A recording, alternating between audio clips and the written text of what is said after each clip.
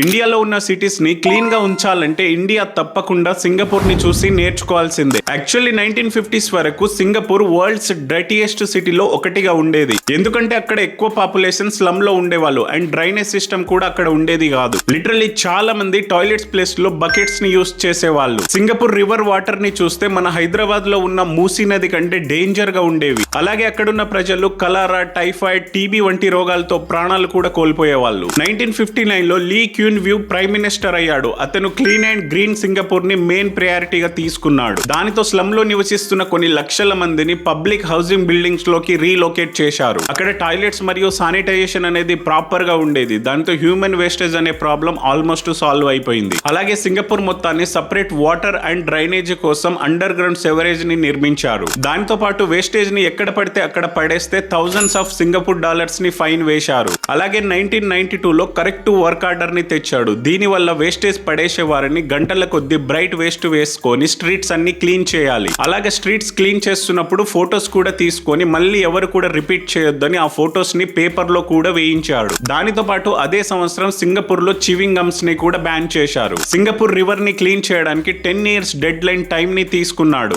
తర్వాత work start చేసి 6 lakhs plus cubic metre sludges ని రిమూవ్ చేశారు. అలాగే pollution factories, pig and duck farmings ని రీలొకేట్ చేశాడు. కేవలం 9 years లోనే సింగపూర్ రివర్ మొత్తాన్ని క్లీన్ చేసి వరల్డ్స్ డర్టీయెస్ట్ గా ఉన్న సింగపూర్ ని వరల్డ్స్ క్లీనియెస్ట్ సిటీగా మార్చారు. వీడియో నచ్చితే లైక్ చేసి మన ఛానల్ ని కూడా సబ్స్క్రైబ్ చేసుకోండి.